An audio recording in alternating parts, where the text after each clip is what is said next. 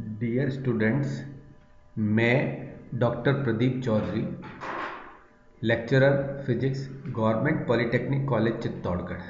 आज हम कुछ संख्यात्मक प्रश्न भी देखेंगे और साथ में कुछ मापन में त्रुटि के बारे में, जो पिछला लेक्चर हमारा थोड़ा सा इनकम्प्लीट रह गया था, उसको भी अपन पूरा करेंगे। सबसे पहले अपन ये देखें, लास्ट लेक्चर में हमने निरपेक्ष त्रुटि, आपेक्षिक त्रुटि और प्रतिशत त्रुटि की बात की थी, लेकिन वह जो बात थी वह केवल एक प्रेक्षण के लिए थी। किसी राशि का मापन करने के लिए यदि हमें एक से अधिक प्रेक्षण लेने हो तो ऐसी स्थिति में त्रुटियों का आगे प्रोग्रेशन किस प्रकार से रहेगा, ठीक है, आगे त्रुटियां किस प्रकार से परिणाम में जाएगी, ये हमें देखना है। उदाहरण में लूँ, यदि किसी आयताकार वस्तु की हमें क्षेत्रफल निकालनी है, एरिया निकालनी है, तो उसके लिए हमें दो राशियों का मापन करना पड़ेगा, लंबाई और चौड़ाई। लंबाई में भी त्रुटि रहेगी और चौड़ाई में भी त्रुटि रहेगी, तो ऐसी स्थिति में क्षेत्रफल में त्रुटि कितनी होगी, ये हमें देखना है। इसी प्रकार से यदि किसी वस्तु का आयतन हमें निकालना है और वह वस्तु घनाभ है, क्यूबॉइड है, तो उसकी अपन लंबाई का मापन भी करेंगे, चौड़ाई का मापन भी करेंगे और ऊंचाई का मापन भी करेंगे। तीनों ही मापन में त्रुटियां होगी।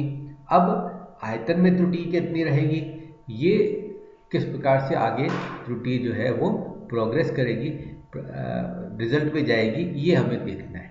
तो इसके लिए तीन सामान्य नियम हम कह सकते हैं। यदि z बराबर a प्लस बी हो, z परिणाम है और जो प्रेक्षित राशियां हैं, जो ऑब्जर्व क्वांटिटीज है, वो a और b है।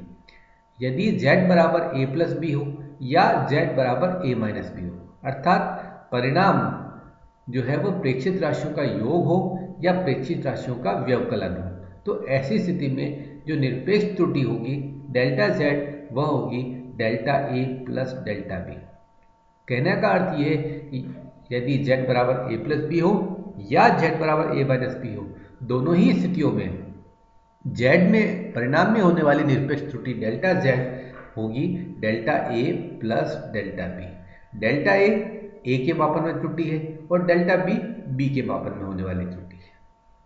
इसी प्रकार से यदि z बराबर a इंटू बी हो या z बराबर a अपॉन बी हो, दोनों ही परिस्थितियों में परिणाम में आपेक्षिक त्रुटि डेल्टा z बाई जेड जो है वह डेल्टा a बाई ए और डेल्टा b बाई बी के योग के बराबर होगी।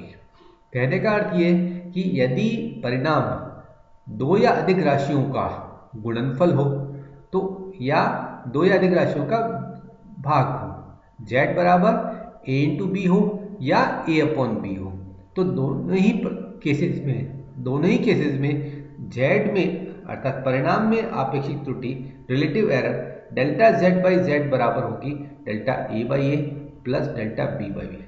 ऐसा भी हो सकता है कि z बराबर a into b into c हो, तो ऐसी स्थिति में z में आपेक्षिक त्रुटि डेल्टा z बाई जेड बराबर delta a by A plus delta b by b plus delta c by c होगी।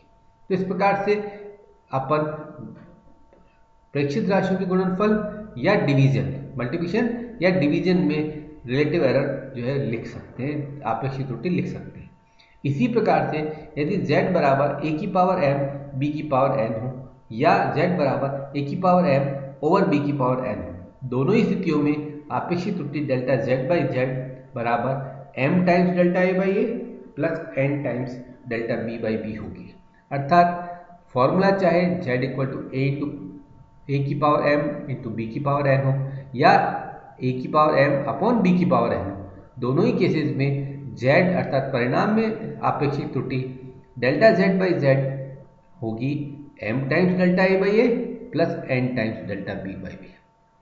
हो सकता है z बराबर a की पावर m b की पावर n अपॉन c की पावर w, तो ऐसी स्थिति में z में आपेक्षिक त्रुटि डेल्टा z बाई जेड बराबर m times delta a by A plus n times delta b by b plus w times delta c by सी। तो इस प्रकार से ये फॉर्मूले जनरलाइज किए जा सकते हैं। तो इस प्रकार से अपन ने मापन में जो त्रुटियां परिणाम में आ रहेगी उसकी अपन ने यहाँ पर बात की। अब इसके बाद अपन न्यूमेरिकल जो शीट है वो दिख रहे हैं। न्यूमेरिकल शीट में कुछ न्यूमेरिकल्स अपन यहाँ पर देख रहे हैं किस प्रकार संख्यात्मक प्रश्नों को किया जाना है। प्रश्न संख्या 1, एक सरल लोलक हमारे पास है, सिंपल पेंडुलम हमारे पास है, जिसका आवर्तकाल टाइम पीरियड जो है उसका अपन ने मापन किया है।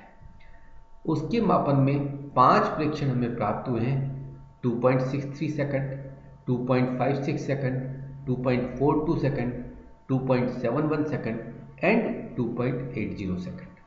अब आपको यह कहा गया है कि परिणाम में निरपेक्ष त्रुटि अर्थात एब्सोल्यूट एरर, सापेक्षिक त्रुटि या आपेक्षिक त्रुटि कह दीजिए रिलेटिव एरर एवं प्रतिशत त्रुटि परसेंटेज एरर, इनकी आपको गणना करनी है। You have to calculate absolute error, relative error and percentage error. सबसे महत्वपूर्ण बिंदु इसमें यह आता है कि इन आवर्तकाल का प्रेक्षित मान तो आपको दे रखी है, ऑब्जर्व वैल्यूज आपको गिवन है, लेकिन प्रामाणिक मान या जिसे हम ये कहते हैं कि वास्तविक मान जो है आवर्तकाल का उसका क्या रहेगा, ये हमें नहीं दिया हुआ है। तो ऐसी स्थिति में जब यदि प्रामाणिक मान आपको नहीं दिया हुआ है या स्टैंडर्ड वैल्यू आपको नहीं दी हुई है, तो जो प्रेक्षित मान है उनका औसत अर्थात माध्य निकाल लीजिए और वही माध्य उन प्रेक्षित मानों का माध्य जो आप निकालेंगे वही माध्य जो है वह उस लोलक का आवर्तकाल का वास्तविक मान माना जाएगा, ट्रू वैल्यू मानी जाएगी। अर्थात ट्रू वैल्यू गिवन नहीं हो तो जो ऑब्जर्व वैल्यूज हैं उनका मीन निकाल लीजिएगा और वही ट्रू वैल्यू का काम आपका करेंगे। तो ये सबसे पहला बिंदु है, क्योंकि यहाँ पर प्रेक्षित मान दिए हुए हैं और ट्रू वैल्यू वास्तविक मान गिवन नहीं है, तो ऐसी स्थिति में हम इन मानों का औसत निकाल लें। ये यहाँ पर निकाला है 2.63 प्लस 2.56 प्लस 2.42 प्लस 2.71 प्लस 2.80, सबका योग कर लिया और फिर क्योंकि 5 मान है तो 5 से विभाग अपन ने कर दिया, तो ये आ रहा है 2.624 सेकंड। लेकिन हम लोग जानते हैं कि हमने जो मापन किया है वह दशमलव के दूसरे स्थान तक है, तो ऐसी स्थिति में परिणाम में भी जो आवर्तकाल का जो मान है वह दशमलव के दूसरे स्थान तक रहना चाहिए, अर्थात 2.62। अब इसके आगे की डिजिट हटनी चाहिए, तो यहाँ पर जो डिजिट हट रही है, the digit to be drop is 4, less than 5 है, 5 से कम है, तो जो पहले वाली संख्या है वह अप्रभावित रहेगी। तो जो औसत आवर्तकाल हमें प्राप्त हो रहा है वह है 2.62 सेकंड। अब यही आवर्तकाल जो है वह प्रामाणिक मान माना जाएगा, ट्रू वैल्यू मानी जाएगी किसकी, आवर्तकाल की। अब अपन सबसे पहले निकालते हैं मापन में त्रुटि। मापन में जो त्रुटि का हमारा कंसेप्ट है वह निरपेक्ष त्रुटि से है, और निरपेक्ष त्रुटि होती है प्रेक्षित मान माइनस वास्तविक मान। तो प्रेक्षित मान पहले प्रेक्षण की हम बात करें तो यह है 2.63, वास्तविक मान ट्रू वैल्यू जो है वो हमारी 2.62 है, तो ये जाएगा 2.63 माइनस 2.62 इक्वल टू 0.01 सेकेंड। अब दूसरा प्रेक्षित मान ले लीजिए 2.56 सेकेंड, तो 2.56 minus 2.62 that will become minus 0.06 second. इसी प्रकार से तीसरा प्रेक्षित मान 2.42 है, 2.42 माइनस 2.62 ये जाएगा माइनस 0.20 सेकेंड। चौथा प्रेक्षित मान 2.71 है, 2.71 माइनस 2.62 इक्वल टू 0.09।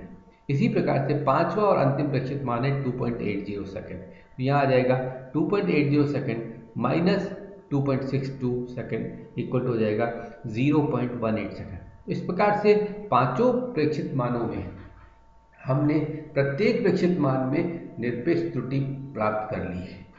आप निरपेक्ष त्रुटि जिसे हम एब्सोल्यूट एरर भी कहते हैं वो हमने प्राप्त की है। अब इन प्रेक्षित त्रुटियों को अपन आगे देखें, जो निरपेक्ष त्रुटियां प्रेक्षित मानों में हमें प्राप्त हुई है। अब प्रयोग में निरपेक्ष त्रुटि कितनी होगी, तो उसके लिए निरपेक्ष त्रुटि की जो परिभाषा है उसको अपन काम में लें।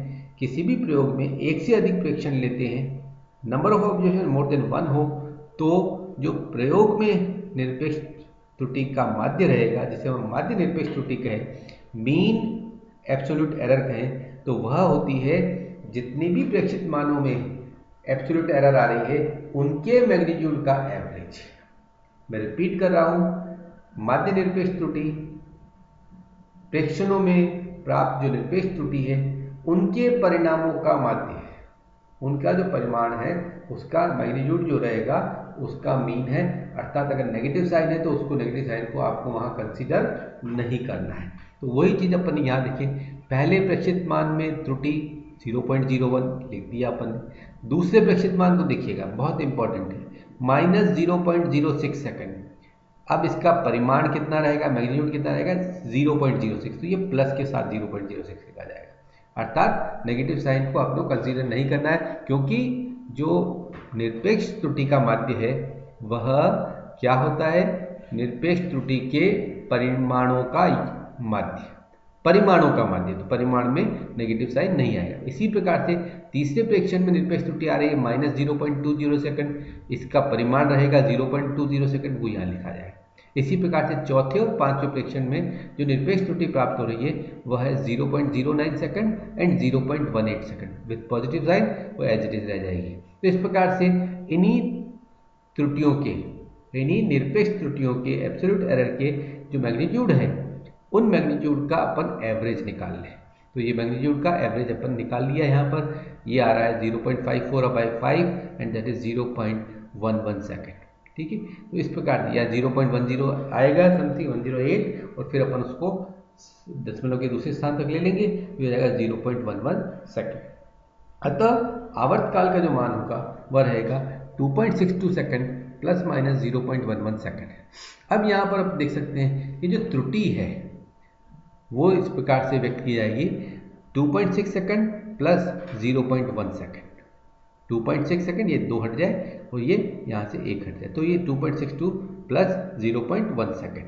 ठीक है, अब हम आपेक्षिक त्रुटि अर्थात रिलेटिव एरर निकाल सकते हैं। रिलेटिव एरर क्या होती है, माध्य निरपेक्ष त्रुटि का मान अपॉन वास्तविक मान। माध्य निरपेक्ष त्रुटि मीन एब्सोल्यूट एरर 0.1 सेकंड जगह 0.1 सेकंड अपॉन 2.6, ये 2.6 सेकंड्स की ट्रू है, 2.62 थी, दशमलव के पहले स्थान तक राउंड ऑफ कर दिया इसको तो 2.6 आ जाएगा। इस प्रकार से जाएगा 0.1 अपॉन 2.6 एंड दैट इज 0.03846, और ये 0.038 हो जाएगी आपेक्षिक त्रुटि। प्रतिशत त्रुटि निकालनी है, जैसा कि अपन जानते हैं आपेक्षिक त्रुटि को 100 से गुणा कर दीजिएगा तो प्रतिशत त्रुटि आपको मिल जाएगी। ये 3.846 आ रही है, डेसिमल के फर्स्ट प्लेस तक रखना है, तो ये जगह 3.8%, तो 3.8% जो है वह त्रुटि किस में रहेगी, आवर्तकाल के मान में रहेगी। इस प्रकार से अपन ने निरपेक्ष त्रुटि, सापेक्षिक त्रुटि अर्थात रिलेटिव एरर एवं प्रतिशत त्रुटि अर्थात परसेंटेज एरर इस न्यूमेरिकल में अपन ने फाइंड आउट की है। अब इसके आगे दूसरा न्यूमेरिकल देख सकते हैं। दो प्रतिरोध हमारे पास हैं R1 और R2, इनको निम्न प्रकार से प्रेक्षित किया गया है। R1 बराबर 6.0 ओम प्लस माइनस 0.1 ओम, R2 बराबर 3.0 ओम प्लस माइनस 0.1। दोनों प्रतिरोधों को श्रेणी क्रम में जोड़ा गया है, अर्थात इन रेजिस्टेंसेस को सीरीज कॉम्बिनेशन में रखा गया है। तो हमें तुल्य प्रतिरोध अर्थात इक्विवेलेंट रेजिस्टेंस निकालना है। तुल्य प्रतिरोध, जब प्रतिरोधों को श्रेणी क्रम में जोड़ा जाए तो तुल्य प्रतिरोध का सूत्र होता है RS बराबर R1 प्लस R2, अर्थात जो दोनों प्रतिरोध हैं उनका योग जो प्रेक्षित मान है, RS बराबर R1 प्लस R2। जब जो राशि अपन याद करने जा रहे हैं उसका मान प्रेक्षित राशियों का योग, तो ये फॉर्मूला कौन सा हो गया, Z बराबर A प्लस बी। जब Z बराबर A प्लस बी हो तो त्रुटि के लिए फॉर्मूला होता है डेल्टा Z बराबर delta A plus delta B। तो यहाँ पर आ जाएगा डेल्टा RS बराबर delta R1 plus delta R2। तो सबसे पहले तो RS निकाल लें, फिर डेल्टा RS निकालेंगे। RS के लिए फॉर्मूला है R1 प्लस R2। R1 का प्रामाणिक मान 6.0 ओम, ये 6.0, R2 का प्रामाणिक मान 3.0, तो 3.0। तो RS बराबर जो सूत्र है R1 प्लस R2 उसमें ट्रू वैल्यू रख करके आप रिजल्ट निकाल लीजिएगा, तो ये आ जाएगा RS बराबर 9.0 ओम। ठीक है, अब डेल्टा RS अर्थात RS के मान में जो त्रुटि है निरपेक्ष त्रुटि उसको ज्ञात करें। डेल्टा आर एस बराबर delta r one plus delta r two होगा। क्योंकि आर एस बराबर r one plus r two है, यह फॉर्मूला उसी प्रकार का है जैसे जेड बराबर ए प्लस बी, तो ऐसी स्थिति में डेल्टा जेड होता है delta a plus delta B. इसी प्रकार से डेल्टा आर एस का मान हो जाएगा delta r one plus delta r two. तो डेल्टा आर वन की मापन में होने वाली निरपेक्ष त्रुटि 0.1 हो, डेल्टा आर टू के मान में होने वाली आपेक्षिक त्रुटि ये भी कितनी है 0.1 हो। तो इस प्रकार से डेल्टा आर एस बराबर delta r one plus delta r two अर्थात 0.1 प्लस 0.1 इक्वल टू 0.2 ओम। तो इस प्रकार से आर एस के मापन में होने वाली त्रुटि रहेगी 0.2 ओम। आर एस का मान 9.0 ओम प्राप्त हुआ है, तो हम तुल्य प्रतिरोध का मान विद एरर लिखेंगे, त्रुटि के साथ लिखेंगे, तो ये हो जाएगा 9.0 प्लस माइनस 0.2 ओम। तो इस प्रकार से अपन जो है वह इस प्रश्न को देख सकते हैं। अब प्रश्न संख्या 2 देख लीजिएगा। दो वस्तुएं ए व बी के ताप क्रमशः 50 degree centigrade plus minus 1 degree centigrade व 140 degree centigrade plus minus 2 degree centigrade है। तो दोनों वस्तुओं का तापांतर ज्ञात कीजिए। दोनों वस्तुओं के तापांतर के लिए फॉर्मूला रहेगा थीटा बराबर theta two minus theta one. ए वस्तु का ताप 50 डिग्री है, बी का ताप 140 डिग्री सेंटीग्रेड है। तापांतर थीटा बराबर theta two minus theta one, theta two 140, theta one 50, तो जाएगा थीटा बराबर 140 माइनस 50 इक्वल टू 90 डिग्री। अब फॉर्मूला जो अपन ने काम में लिया है वो इस प्रकार का है, दो प्रेक्षित राशियों का अंतर जो है वो हमारा परिणाम है। रिजल्ट हमारा जो रिजल्ट है वह दो प्रेक्षित राशियों के अंतर के बराबर है। तो ऐसी स्थिति में हम ये जो फॉर्मूला को रिसेंबल कर सकते हैं z equal to a minus b से। जब z equal to a minus b होगा तो डेल्टा z बराबर delta a plus delta b रहेगा। तो यहाँ पर भी इसके लिए थीटा के मान में जो त्रुटि है, तापांतर के मापन में जो त्रुटि रहेगी वो होगी डेल्टा थीटा बराबर हो जाएगा delta theta one plus delta theta two. Delta theta one plus delta theta two. Delta theta one दिया हुआ है आपको 1 degree centigrade, delta theta two यहाँ पर दिया हुआ है 2 डिग्री सेंटीग्रेड। तो डेल्टा थीटा बराबर delta theta one plus delta theta two, 1 plus 2 equal to 3 degree centigrade. तो इस प्रकार से डेल्टा थीटा अपन निकाल सकते हैं, तापांतर में होने वाली त्रुटि निकाल सकते हैं। तापांतर का मान भी प्राप्त हो गया है 90 डिग्री सेंटीग्रेड। तापांतर में होने वाली अधिकतम जो त्रुटि है वह हमने निकाल ली है 3 डिग्री सेंटीग्रेड। तो अपना आंसर रहेगा 90 degree centigrade plus minus 3 degree centigrade. तो इस प्रकार से अपन इस प्रश्न को देख सकते हैं। अगला प्रश्न है, किसी तार का प्रतिरोध R बराबर V/I से दिया जाता है, उसके लिए विभवांतर V बराबर 40 प्लस माइनस 1 वोल्ट और धारा 10 प्लस माइनस 0.5 एम्पियर से मापी जाती है। तार का प्रतिरोध ज्ञात करना है। तार का प्रतिरोध जब आप निकालेंगे तो यहाँ पर ये ध्यान रखें कि R बराबर क्या सूत्र रहेगा V/I। जब ये फॉर्मूला पर काम में ले रहे हैं इस फॉर्मूले को रिसेंबल करेंगे z इक्वल टू A/B से। तो ऐसी स्थिति में डेल्टा z बाई जेड बराबर होता है delta A/A plus delta B/B। तो यहाँ पर प्रतिरोध के मापन में त्रुटि हो जाएगी delta R/R equal to delta V/B plus delta I/I। तो यहाँ पर सबसे पहले अपन R निकाल लें, तो ये जाएगा V/I 40/10, 40 volt upon 10 ampere and that is 4 ओम। तो R का मान जो है तार का प्रतिरोध वह 4 ओम प्राप्त हुआ है।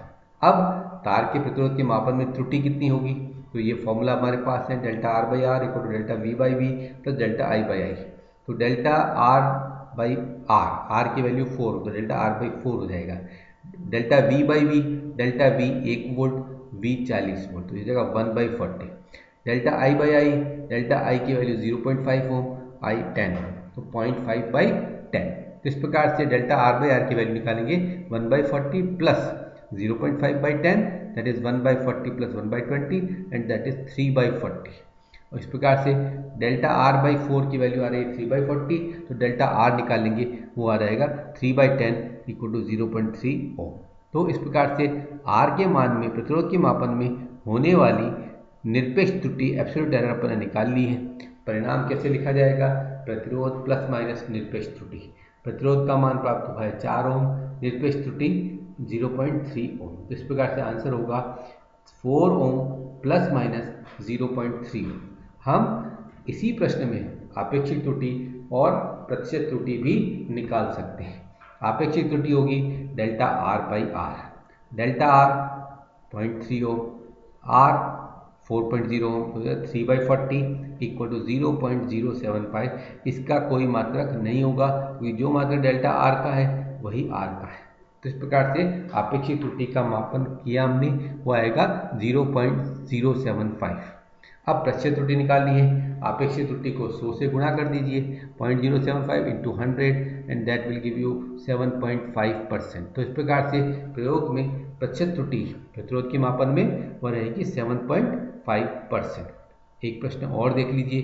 किसी वस्तु का आयतन V बराबर पाई आर स्क्वायर एल से दिया जाता है, जहां r वस्तु की त्रिज्या है और l वस्तु की ऊंचाई है। साथ ही त्रिज्या के मापन और ऊंचाई के मापन में हमें जो मान है वो दिए गए हैं। r बराबर 5.0 सेंटीमीटर प्लस माइनस 0.1 सेंटीमीटर, लंबाई अर्थात यहाँ पर वस्तु की ऊंचाई से संबंधित है 20.0 सेंटीमीटर प्लस माइनस 0.2 सेंटीमीटर। तो आयतन के मापन में अर्थात वॉल्यूम के मेजरमेंट में होने वाली प्रतिशत त्रुटि अपने को ज्ञात करनी। सूत्र दिया हुआ है v बराबर पाई आर स्क्वायर एल। यह सूत्र उसी प्रकार का है जैसा z बराबर a की पावर m इंटू बी की पावर n। तो उसी फॉर्मूले को अपन काम में लें। डेल्टा v बाई वी बराबर हो जाएगा, पाई कांस्टेंट है, इसमें कोई त्रुटि नहीं होगी क्योंकि मापन नहीं हो रहा है इसका, r की पावर 2 l की पावर 1, r की power 2 delta r by r multiplied by 2 plus l की में त्रुटि चाहिए तो हो जाएगा delta l by l into power यहाँ पर कितनी है 1, तो ये हो जाएगा 1 into delta l by l. इस प्रकार से मान प्राप्त होगा delta v by v equal to 2 times delta r by r plus 1 times delta l by l. अब इस पूरी संख्या को 100 से गुणा कर दीजिए तो प्रतिशत त्रुटि आ जाएगी। तो ये लगेगी delta v by v into 100 जो कि आयतन में होने वाली प्रतिशत त्रुटि है, इक्वल टू हो जाएगा 2 times delta r by r into 100 अर्थात त्रिज्या के मापन में होने वाली प्रतिशत त्रुटि इंटू 2। और इसी प्रकार से delta l by l into 100 लंबाई के मापन अर्थात लंबाई जो कि यहाँ पर ऊंचाई है उसके मापन में होने वाली प्रतिशत त्रुटि मल्टीप्लाइड बाई 1। तो इस प्रकार से आयतन में प्रतिशत त्रुटि होगी 2 into percentage error in radius, प्रतिशत त्रुटि त्रिज्या में, 2 इंटू त्रिज्या में प्रतिशत त्रुटि और फिर प्लस 1 इंटू लंबाई जो कि ऊंचाई है यहाँ पर, ऊंचाई में प्रतिशत त्रुटि। तो इस प्रकार से हम ये कह सकते हैं कि आयतन में प्रतिशत त्रुटि कितनी होगी, त्रिज्या में प्रतिशत त्रुटि का 2 गुना और लंबाई में प्रतिशत त्रुटि का 1 गुना, इन दोनों का योग। अब त्रिज्या में प्रतिशत त्रुटि अपन निकाल लें, delta r by r into 100 plus delta r by r into 100 value निकाल लेंगे। डेल्टा आर का मान 0.1, आर का मान 5.0 तो जाएगा 0.1 अपॉन 5.0 इंटू 100। इस प्रकार से ये आ जाएगा 2%। तो त्रिज्या में प्रतिशत त्रुटि 2%, लंबाई अर्थात यहाँ पर जो ऊंचाई है उसमें प्रतिशत त्रुटि होगी delta l by l into 100।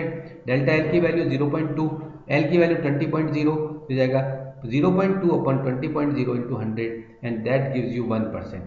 तो त्रिज्या में प्रतिशत त्रुटि 2%, लंबाई प्रतिशत त्रुटि 1%। तो आयतन प्रतिशत त्रुटि हो जाएगी 2 इंटू त्रिज्या प्रतिशत त्रुटि अर्थात 2 इंटू 2 प्लस 1 इंटू लंबाई प्रतिशत त्रुटि दैट इज 1 इंटू 1, तो 2 into 2 that is 4 plus 1 into 1 that is 1, तो 4 प्लस 1 दैट इज 5%। तो इस प्रकार से आयतन में प्रतिशत त्रुटि हमें 5% प्राप्त होगी। तो इस प्रकार से ये प्रश्न अपन यहाँ पर कर पाएंगे। आज हमने इस प्रकार से संख्यात्मक जो प्रश्न हैं, जो न्यूमेरिकल क्वेश्चंस हैं, जो कि मापन में त्रुटि से संबंधित थे, उनको अपन ने कुछ एग्जाम्पल्स यहाँ पर लेकर के समझने की कोशिश की है। आपके जो बुक है, किताब जो आपकी है 11th-12th की जो बुक्स आपने खरीदी है, उनमें जो भी आपके संख्यात्मक प्रश्न हैं इनसे संबंधित, मापन में त्रुटि से संबंधित, उनको आप और करेंगे ताकि हम इस प्रकार के संख्यात्मक प्रश्नों को हल करना सीख जाएं। थैंक यू, धन्यवाद।